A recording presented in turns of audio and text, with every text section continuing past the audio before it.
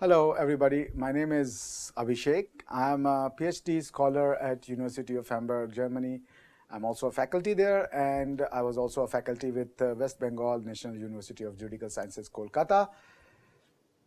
I hope you are going with the other modules of ePathshala, of criminology of ePathshala, and I am presenting one more module for this, one more topic for this module of criminology, which is on stock market manipulation. So in this module, we'll try and understand what is stock market and how its manipulation takes place, what exactly is manipulation, and how it is structurally governed or regulated by the government authorities, which is SEBI in the present case.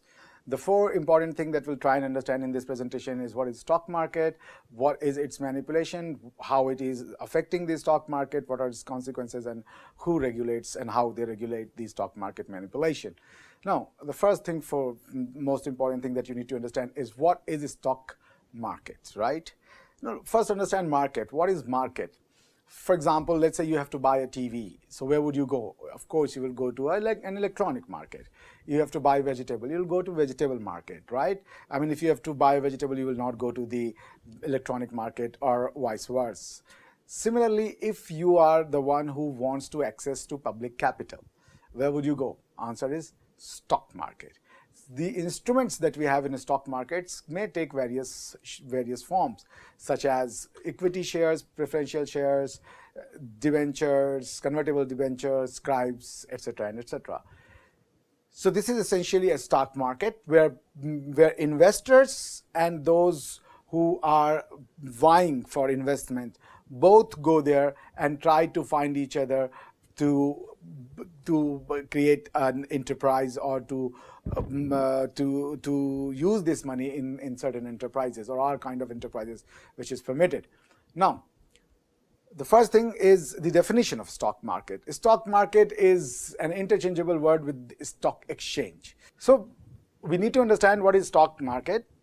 And as I said, the word stock market, that means a market where you get to trade and deal in stock, is called stock exchange, right? For example, electronics market, where you get to buy TV, is electronics market, but it deals essentially with the TV and other things. That's why you call it a electronic market. Similarly, the stock market, that means the market where you deal in the stocks and everything like scribes, shares, equities, debentures, other similar instruments, is called stock exchange. So stock exchange is a market where you deal with in such things. Now, is there any legal definition? Of course, there's a legal definition, and that definition is provided under the Section 2J of Securities Contract Regulation Act 1956, and in following words. It has two limbs, that means it has two parts, A and B.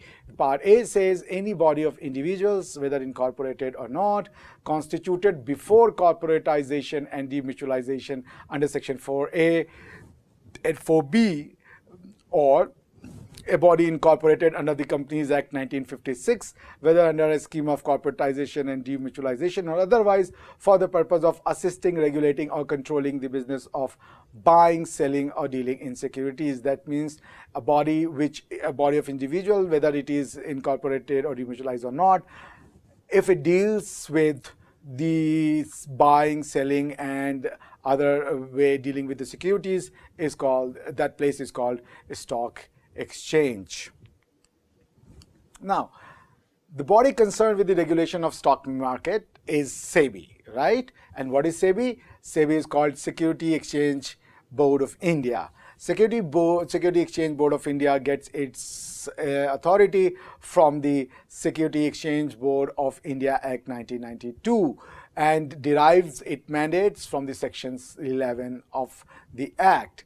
Section 11 simply says that the SEBI has a mandate to regulate the affairs of investors, investment, and the investment market, right?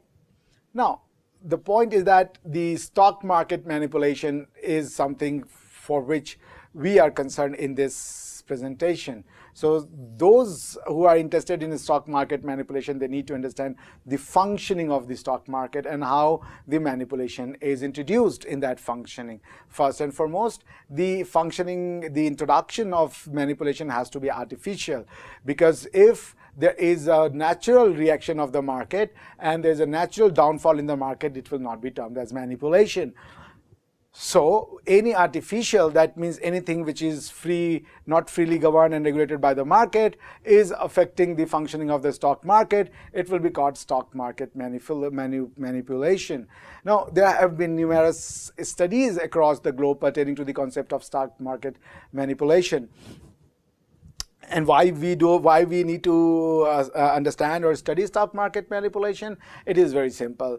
For example, if you want to understand stock market manipulation, you first need to understand how the stock market deals in trading of the securities. A stock market basically has two parts. One is called the primary market and another is called the secondary market. A primary market is a market where the stocks are traded for the first time. That means a company comes up with an IPO, which is called initial public offer, which is governed through the ICDR regulation of SEBI.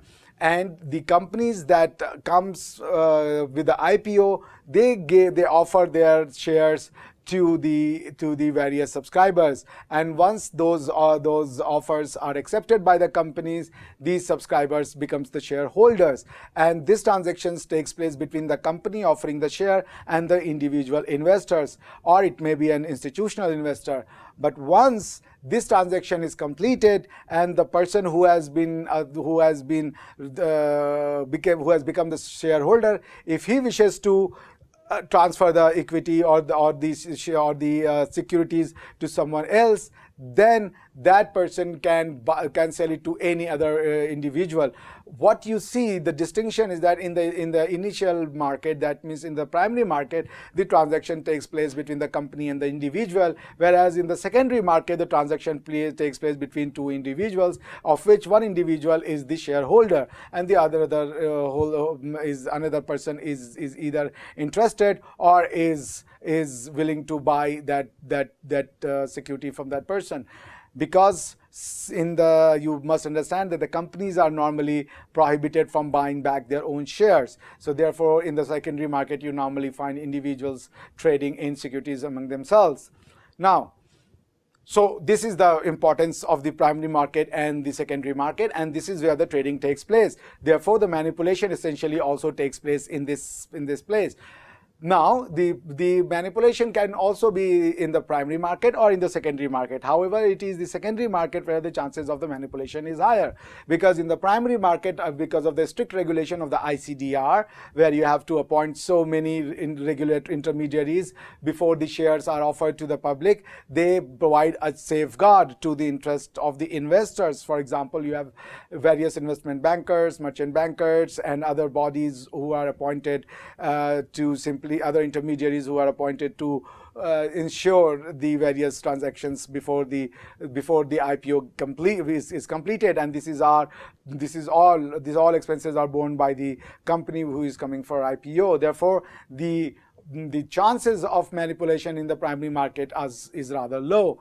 Therefore, the manipulation normally takes place or predominantly takes place in the secondary market, where the individuals are trading between themselves, or the stockbrokers or agents, they are trading with the individuals. And it is here that the stock market manipulation draws its focus upon. Now, as I have said, there have been numerous studies across the globe pertaining to the concept of stock market manipulation. Various international authors have studied the stock market manipulation and had defined the concept rather loosely. Few such definitions that we may subscribe to or we can look into are following. Number one, manipulation as trading in such a way, manipulation as a trading in such a way as to influence the share price to the advantage of the trader or traders. This definition is taken from Arkdev Chatterjee, Joseph H. Arian, and Robert A. Jarrow's work on market manipulation and corporate finance. So what we see in this definition, that the authors are emphasizing that manipulation in fact is a form of a trading in such a form where the traders are getting benefited and not the persons who are trading, who might be buying the shares. So they are purchasing the shares without the necessary informations or under the false impression regarding the securities, because traders have skewed the process in their own favor, which affects the natural forces in the market, right? Another definition that we can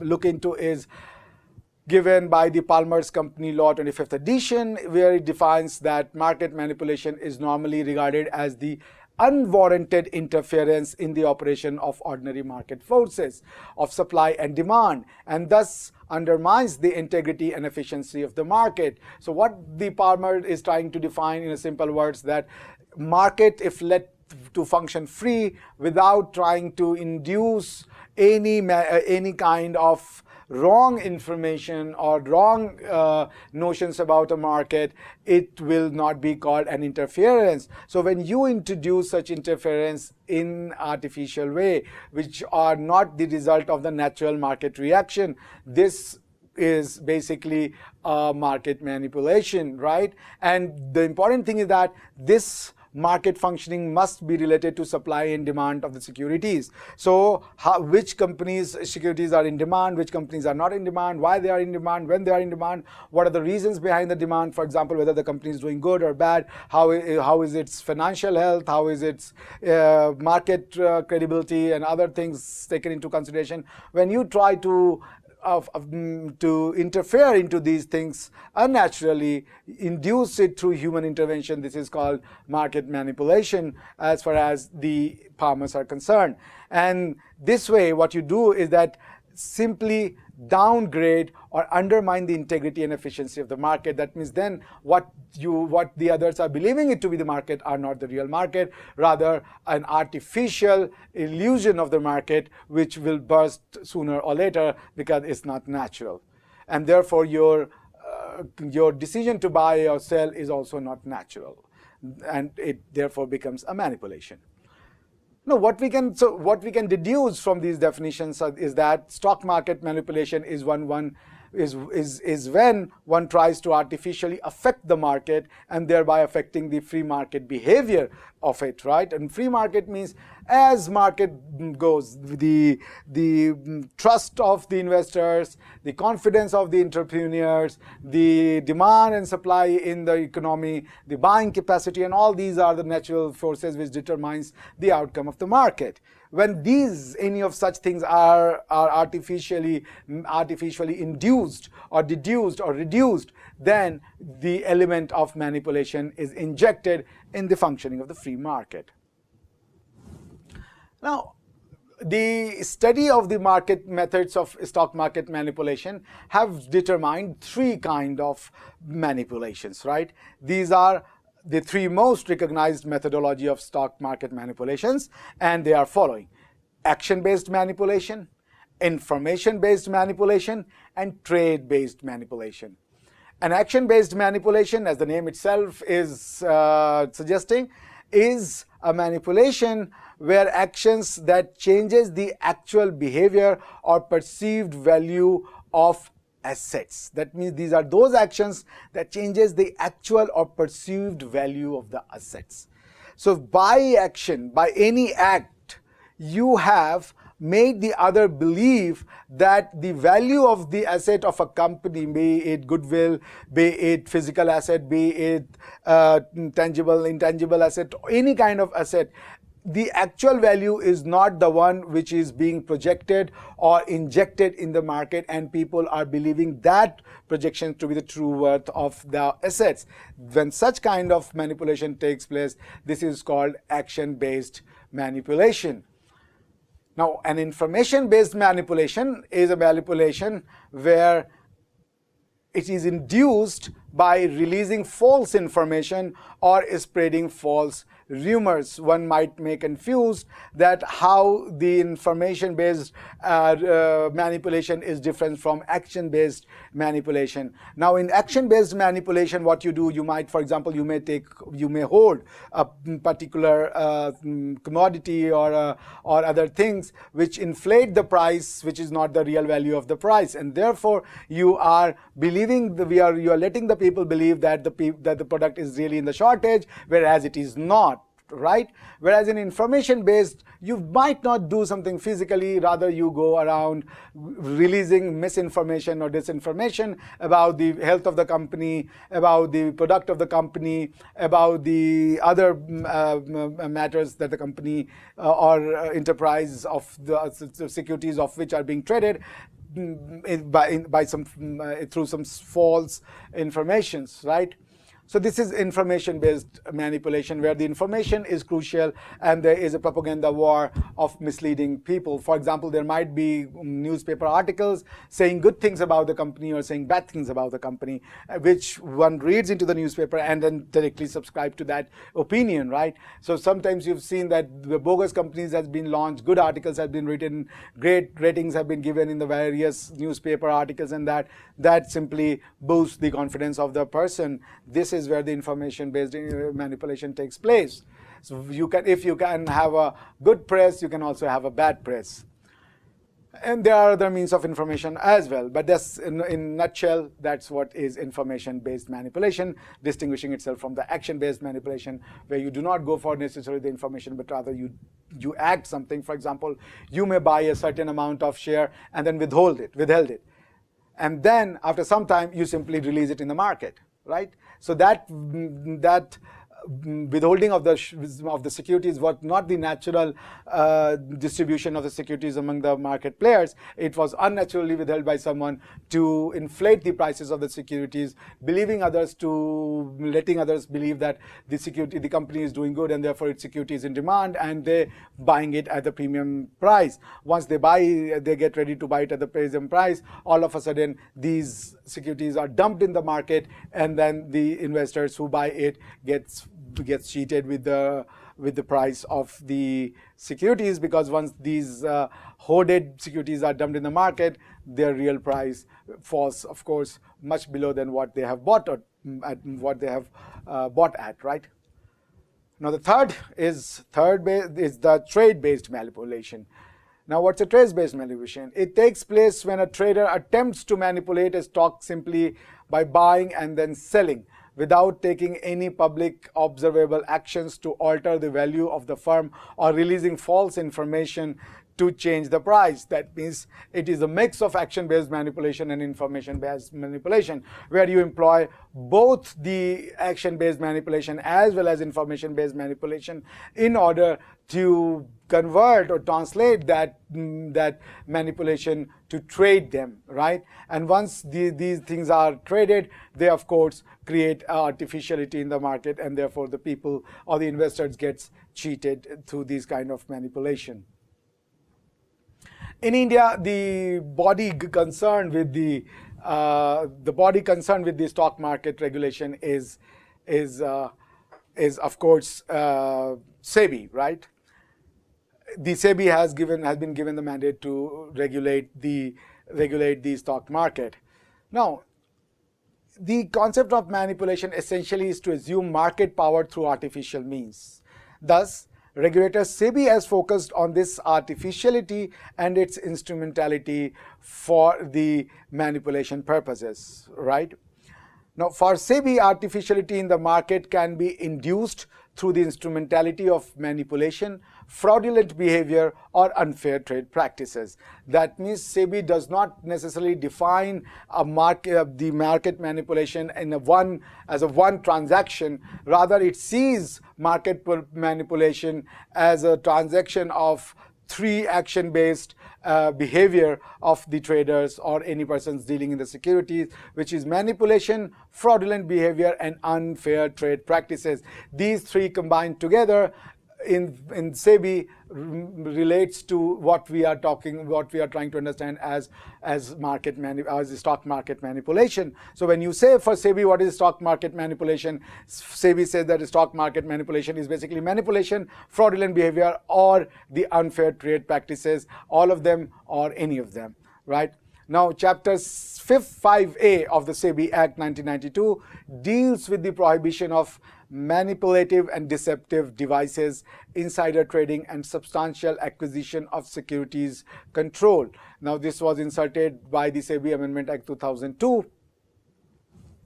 SEBI has made more regulations in order to further its power under Section 12A. What we saw earlier that 5A was introduced in the SEBI Act. Now SEBI has been given the power to make regulations, and then the acting under exercising its power to make regulation under SEBI Act, it has made certain regulation pertaining to the stock market. So Chapter 5A was inserted into SEBI. The title of that Chapter 5A was Prohibition of Manipulative and Deceptive Devices, Insider Trading and Substantial Acquisition of Securities Control. Now, in addition, this was done by, of course, the Parliament, because the amendment in the statute can only be effected by the Parliament, whereas the SEBI, acting its capacity or exercising its power to make regulation, has also made certain regulation related with the manipulation of the stock market. Now, in order to further its power under Section 12A to C, the SEBI has made following regulation. The name of the regulation is SEBI Prohibition of Fraudulent and Unfair Trade Practices Relation to the Securities Market Regulation 2003. The regulation contains altogether